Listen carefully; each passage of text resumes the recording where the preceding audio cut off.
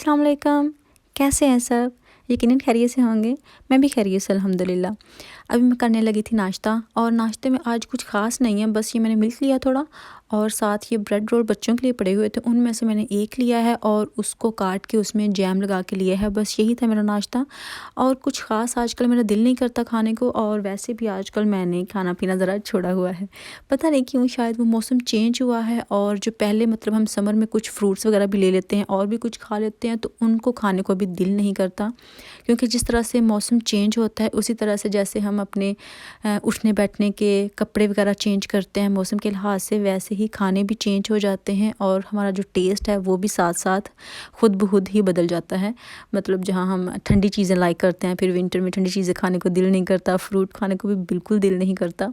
और अभी भी मेरा ये दिल है कि कुछ जो सर्दियों वाली सौगात होती है ना, वो हम बनाएं, कोई चने वगैरह कुछ इस तरह से काफ़ी अच्छी चीज़ें होती हैं। क्योंकि ये चीज़ें मुझे इसलिए याद हैं क्योंकि मेरी नानों ने मुझे बहुत खिलाई हैं बना बना के, इस तरह की चीज़ें जो होती हैं काफ़ी हेल्थी होती हैं जो। और अभी मेरा दिल है कि वो मैं बनाऊंगी कुछ, अपने हस्बैंड से कहती हूँ कि आप इस तरह की शॉपिंग कर दें। एक मुझे यहाँ कुछ वो चीज़ें मिलती नहीं हैं जो पाकिस्तान में पंसार के स्टोर से मिलती हैं इस तरह से, और मुझे फिर समझ नहीं आती कि उनको मैं किस तरह से ढूंढूँ। और अभी मैं अपना जो ड्रेस है उसका मैं नेक बनाने लगी थी, तो वो भी साथ साथ मैं थोड़ा ऐड कर रही हूँ। और मुझे इस जो मशीन है इस पे बहुत से कमेंट्स आते हैं कि आपने ये मशीन कहाँ से ली है, इसका क्या नाम है। तो मैं सोच रही थी कि मुझे जितने इसके कमेंट्स आ रहे हैं ना इस चैनल पे भी और मेरी जो सिलाई वाला चैनल है उस पे भी, तो मैं सोच रही हूँ कि इस पे मैं एक फुल ट्यूटोरियल बना के ही अपलोड कर देती हूँ ताकि आपको पता चल जाए। क्योंकि इसमें काफ़ी अच्छे अच्छे फंक्शन हैं जो कि मुझे भी काफ़ी अच्छे लगे हैं। मुझे पहले नहीं पता था कि ये मशीन इतनी अच्छी होगी, लेकिन इसमें काफ़ी जैसे स्टिचेस बहुत ज़्यादा हैं, 60 स्टिचेस इसमें हैं और भी बहुत कुछ हो जाता है साथ साथ। तो अभी मुझे इसकी जो क्वालिटी है ना वो ज़्यादा अच्छी लगी है। अभी मुझे समझ आई है कि ये मुझे पहले लेनी चाहिए थी, अभी मैंने काफ़ी लेट कर दिया। लेकिन फिर भी मैं सोच रही हूँ कि इसका जो ट्यूटोरियल है ना वो बना के मैं अपलोड कर दूँगी। उसके बाद ये मैं कुकिंग करने लगी थी। आज फिर बोनलेस चिकन और वही हमेशा की तरह जो हम लाइक करते हैं वही था। अभी जिस दिन मैंने कीमा बनाया था उस दिन हमने नहीं खाया था क्योंकि उस दिन पिज़्ज़ा ऑर्डर कर लिया था, उसके बाद भी नहीं खाया था। और इसका ये था कि फिर मैं सोच रही थी कि ये ख़राब हो जाएगा और फूड वेस्ट नहीं करना, इसलिए मैं इसको कंटेनर में डाल देती हूँ ताकि फ्रीज़ कर सकूँ। लेकिन मैं पहली बार कोई भी इस तरह की चीज़ फ्रीज़ कर रही हूँ। मुझे कोई आइडिया नहीं है कि ये ठीक रहेगा या नहीं, क्योंकि जिस दिन बनाया था उस दिन फ्रीज़ नहीं किया था और आज मैं कर रही हूँ। मुझे बिल्कुल नहीं समझ आ रही कि ये ठीक रहेगा या नहीं रहेगा, क्योंकि मैंने कभी कोई सालन वगैरह बिल्कुल फ्रीज़ नहीं किया। और ये भी जिस दिन बनाया था, अगर उस दिन करते तो हो सकता ज़्यादा ठीक रहता हो। अगर आप में से किसी को पता हो तो मुझे बता दीजिएगा, क्योंकि मुझे बिल्कुल आइडिया नहीं है। मैं फ़ूड वेस्ट नहीं करना चाहती, इसलिए मैंने इसको फ्रीज़र में रख दिया था। अभी ये देखें जी, आप ये नोट देख रहे हैं। कभी ये दिन थे कि मैं ये नोट जो है बिल्कुल लाइक नहीं करती थी, क्योंकि ये बहुत स्लिप कर जाते थे, वॉलेट में रखते थे तो फ़ौरन बाहर निकल जाते थे। लेकिन अभी जिस तरह के हालात हैं ना, अभी मुझे ये बहुत अच्छे लगे हैं। वो इसलिए क्योंकि इनको हम वॉश भी कर सकते हैं और वाइप भी कर सकते हैं। वैसे तो हमारे घर में कभी भी नोट नहीं हुए, लेकिन ये भी थोड़े इमरजेंसी के लिए रखे हुए थे हमने, क्योंकि चाहिए थे। और इसलिए इसको मैं ज़रा वाइप कर रही थी, क्योंकि जब हम निकलवाएं कहीं से तो ज़ाहिर है वहाँ भी कुछ जम्स वगैरह हो सकते हैं, क्योंकि हमें पता तो नहीं है। आजकल तो फिर से कोरोना वायरस बहुत ज़ोर पकड़ गया है, बहुत ज़्यादा अभी फिर से फैल रहा है, इसलिए अभी तक एहतियात करनी चाहिए। कुछ दिन हुआ था थोड़ा कंट्रोल और हमें भी थोड़ी तसल्ली हो गई थी, लेकिन अभी फिर से वही हमारे सर पे सवार है ये चीज़ें और डर ही लगा रहता है हर टाइम कि पता नहीं कब क्या हो जाए। अभी ये जो प्राइमर देख रहे हैं ये मैंने ऑर्डर किया था, ये भी मैंने अमेज़न से लिया है और इसको भी मैं ज़रा साफ़ कर रही थी। ये मैंने इसलिए किया था ऑर्डर क्योंकि ये ऑल स्किन टाइप के लिए है। और सच बताऊँ तो मुझे बिल्कुल समझ नहीं आती कि मेरी स्किन कौन सी है, स्किन टाइप कौन सी है। मतलब कभी मुझे लगता है कि बहुत ड्राई है और कभी मुझे लगता है बहुत ऑयली है। कुछ मुझे इसकी ना समझ नहीं आती, इसलिए मैंने सोचा कि चले मैं ये ऑर्डर कर लेती हूँ जो ऑल स्किन टाइप के लिए, ताकि मुझे कोई मसला नहीं हो मैं कौन सा लेना है कौन सा नहीं। अभी जी मैं हस्बैंड के लिए बना रही थी सूप। वो इसलिए कि उनकी तबीयत नहीं ठीक थी और उन्होंने जब डॉक्टर को कॉल की, वो जब 8 ओ क्लॉक करते हैं तब नहीं, उसके बाद की तो फिर उनकी सारी अपॉइंटमेंट जा चुकी थी और उन्होंने कहा कि आप इमरजेंसी चले जाएं, आप वहाँ जाके चेकअप करवा लें कि कहीं आपको कुछ ज़्यादा किसी चीज़ का मसला तो नहीं है। अच्छा, हस्बैंड घर से गए हैं इमरजेंसी 1 ओ क्लॉक और मैं उनको हर आधे घंटे बाद कॉल कर रही हूँ कि आपकी बारी आई है या नहीं, उन्होंने देखा या नहीं, क्योंकि मुझे फ़िक्र हो रही थी कि पता नहीं क्या मसला है। उन्होंने इमरजेंसी भेज दिया है डायरेक्ट। तो मैं इतनी बार मैंने कॉल की और यहाँ मुझे समझ नहीं आती कि मतलब आप इतनी देर इमरजेंसी में क्यों बिठा के रखते हैं।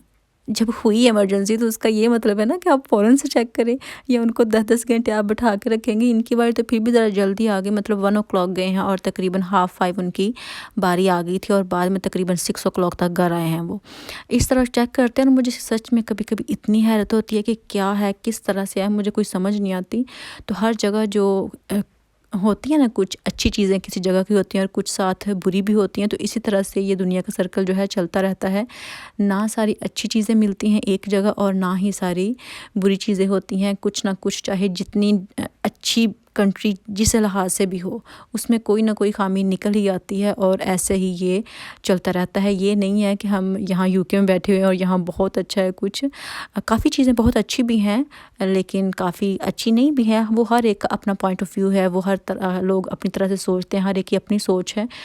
तो जिस तरह से किसी को अच्छा लगता है, हो सकता है उनको वो वैसे ही किसी को बताते हों। तो मुझे तो ज़्यादा चीज़ें वैसे अच्छी लगती हैं। मैं किसी दिन इस पे भी थोड़ी वीडियो बनाऊँगी, क्योंकि मेरा जो एक्सपीरियंस रहा है ना, उसमें मुझे काफ़ी चीज़ें जो है ना वो अच्छी लगती हैं, वो ज़रूर मैं शेयर करूँगी जो पाकिस्तान में ऐवें ही बस बदनाम हुई हैं यहाँ यूके के बारे में। तो मेरा दिल है कि वो मैं ज़रूर शेयर करूँ पाकिस्तानियों के लिए कि ऐवें इतना बुरा नहीं सोचते, सारे बहुत अच्छे होते हैं। तो अभी मैं ज़रा फ्रीज़र देखने लगी थी, उसको साफ़ करने लगी थी। तो मैं जब फ्रीज़र या फ्रिज साफ़ करती हूँ तो मैं इस तरह से करती हूँ कि मैं उसको वॉश इतनी जल्दी नहीं करती, क्योंकि मेरा ये होता है कि मैं कुछ ही दिनों बाद, वीक बाद या 2 वीक बाद उसको साफ़ कर लेती हूँ सिर्फ टिश्यू से, या वाइप कर लेती हूँ। तो उससे ज़्यादा मेहनत नहीं करना पड़ती क्योंकि बहुत ज़्यादा गंदी नहीं होती। अगर काफ़ी ज़्यादा ख़राब हो जाए तो फिर तो ज़ाहिर हमें मेहनत भी ज़्यादा करना पड़ती है, लेकिन आप जल्दी-जल्दी उसको साफ़ करते रहें। वीक बाद थोड़ा-सा हाथ हिला लें, मतलब कपड़ा-शपड़ा थोड़ा उसको मार लेना, तो फिर भी थोड़ा आसान रहता है, इतनी मुश्किल नहीं होती। और अगर नहीं इस तरह से कर लेंगे तो फिर ज़्यादा अच्छा है, अगर नहीं तो फिर ज़ाहिर है आपको बहुत सारी मेहनत करना पड़ेगी और टाइम भी काफ़ी चाहिए होगा। और वैसे भी विंटर में तो फिर इतनी देर हम ये काम नहीं ना कर सकते, फिर हमको सर्दी लगती है। और विंटर में तो फिर अगर फ्रीज़र के सामने या फ्रिज के सामने खड़े रहें उसको खोल के और उसके काम करते रहें, फिर तो सर्दी और ज़्यादा लगेगी। इसलिए बेहतर है कि जल्दी-जल्दी इस तरह के काम कर लिए जाएँ ताकि आपको ज़्यादा देर खड़े ना होना पड़े। और मैं इनमें फ़ॉइल डाल देती हूँ क्योंकि उससे इतना ख़राब नहीं होता। लेकिन अभी जो आपने फ़ॉइल देखा ये ज़्यादा दिनों का था, इसलिए इसकी हालत इस तरह से हो गई थी। अभी मुझे ना आपसे बात शेयर करनी है, क्योंकि मैंने जब वो बेटी का स्विंग था, जो बेड जिसको मैंने बनाया हुआ था, वो मैंने कहा था कि मैंने फेंकने आया, वो इसलिए क्योंकि फिर मुझे काफ़ी कमेंट्स भी आ रहे थे कि आप चैरिटी कर दें। तो मैं इसलिए नहीं कर सकती क्योंकि उसके जो स्टैंड था ना, उसकी एक जो साइड होती है ना, मतलब जो बेड के साथ साइड थी, उसका स्टैंड जो नीचे से हमने काट दिया था, वो चैरिटी करने वाला नहीं है, इसलिए हम नहीं कर सके। क्योंकि अगर वो चीज़ पूरी है ही नहीं, वो टूटी-फूटी है ऑलरेडी, तो फिर उसको तो नहीं ना हम दे सकते, डोनेट नहीं कर सकते, तो फिर इसलिए हमने नहीं किया था। वैसे ऊपर से सारा ठीक है, नीचे से इसलिए काटा था क्योंकि वो बेड के नीचे नहीं आ रहा था। अगर हम स्टैंड काट के नहीं साथ लगाते थे तो वो ये था कि बेड से थोड़ा फासला रहता था और बेटी की जो लेग है वो बेड और जो झूला था उसके दरमियान फंस जाती थी, फिर ये कोई मसला ना हो जाता बेटी के साथ। इसलिए हमने उसको काट दिया था कि हमें चाहिए तो है नहीं, चलिए हम इस तरह से इसको यूज़ कर लेते हैं। तो इसलिए वो हम किसी को नहीं दे सकते थे, चैरिटी भी नहीं कर सकते थे, और इसलिए उसको हमने वेस्ट किया था ऐसे। अगर उसकी हालत अच्छी होती तो मैं डेफ़िनेटली दे देती, लेकिन उसकी हालत बहुत ख़राब थी। वो शायद आपने नहीं देखा होगा वीडियो में, क्योंकि मैंने कोई इतना फ़ोकस नहीं किया था वहाँ पे। लेकिन अगर आपने देखना हो तो आप देख भी सकते हैं कि उनके जो एक साइड है ना, वो सारी काटी हुई है हमने नीचे से।